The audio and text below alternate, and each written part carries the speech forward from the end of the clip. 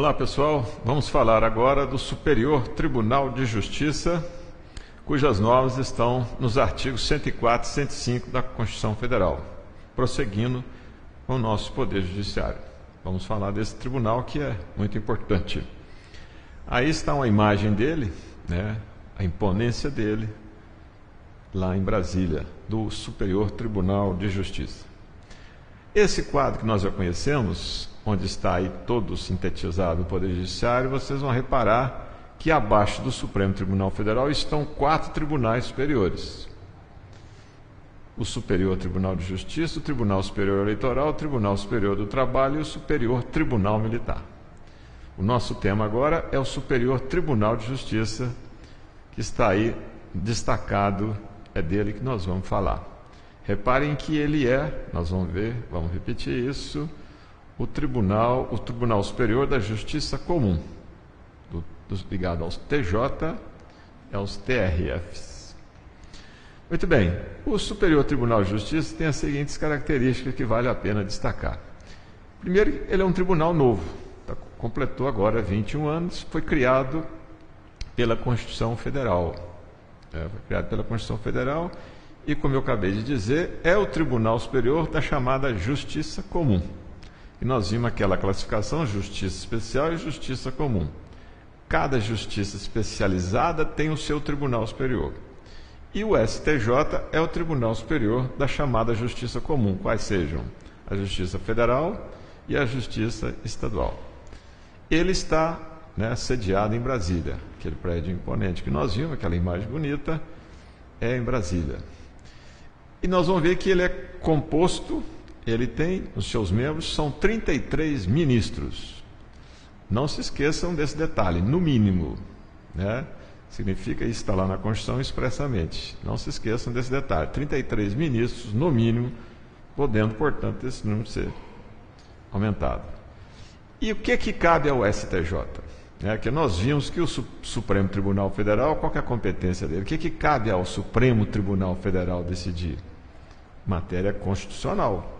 Tudo aquilo que tiver disposto na Constituição Federal. E ao STJ? Qual que é a competência dele? O que cabe a ele julgar, decidir? O que cabe a ele apreciar? É o que nós chamamos de matéria infraconstitucional. Infraconstitucional é uma expressão, nós sabemos que esse prefixo infra significa abaixo. Então, toda legislação que estiver abaixo da Constituição. A Constituição Federal, sabemos, é a lei mais importante de um país. Todo país tem Constituição Federal. Então, o que está na Constituição Federal ou o que for aprovado numa emenda constitucional é matéria constitucional. Portanto, quem dá a última palavra é o STF. Agora, qualquer outra lei que estiver abaixo da Constituição Federal, quais sejam?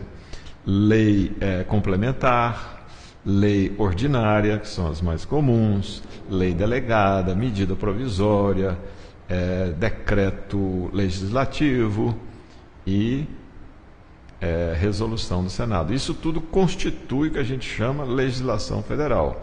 Então, norma disposta, apresentada, regulamentada numa lei federal, que são todos esses exemplos que eu dei, quem vai dar a última palavra, quem vai julgar será o Superior Tribunal de Justiça que nós estamos falando. Muito bem, o Superior Tribunal de Justiça, acabamos de falar, ele é composto por 33 ministros. O que é exigido para que alguém se torne ministro do STJ? Existem os requisitos. Requisitos esses que estão lá anunciados, proclamados na Constituição no artigo 104.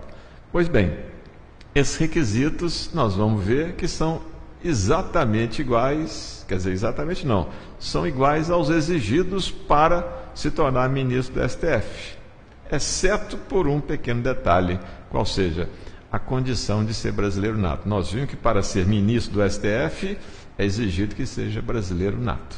Para o STJ já não há essa exigência. Pode então, às vezes, ocorrer a hipótese de ser um brasileiro naturalizado. Muito bem, aí desse artigo 104, então, vai dizer dessa composição que nós vamos falar agora. Como é que ele é composto? Esses 33 ministros que lá estão, têm uma composição. Nós vamos ver, então, no parágrafo único aí,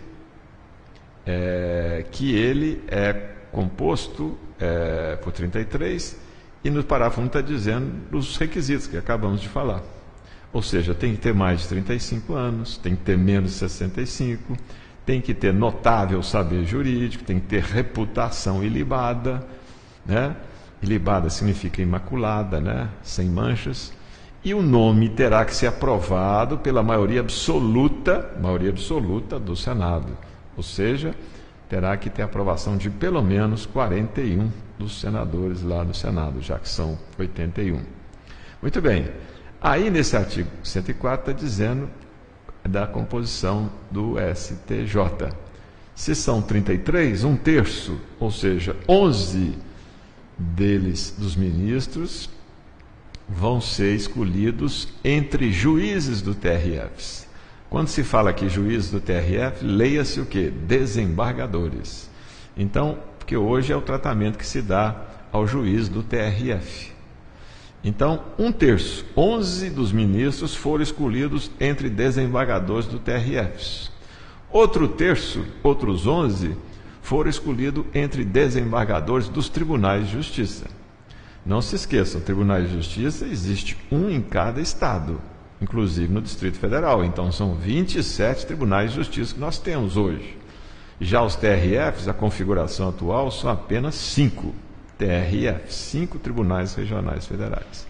Então, 11 dos ministros, são 33 ministros do STJ. 11 são desembargadores escolhidos entre desembargadores de TRF. Outros 11, outro terço, dos desembargadores de TJ.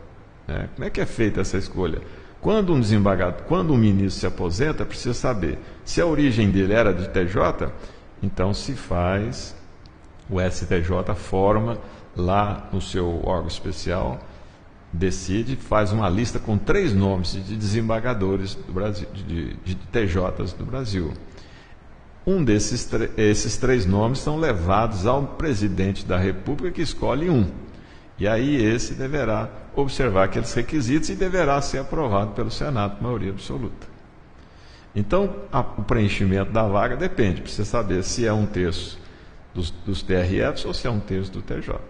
Né? Mas o fato é que, quando surgir uma vaga, se faz primeiro a lista tríplice.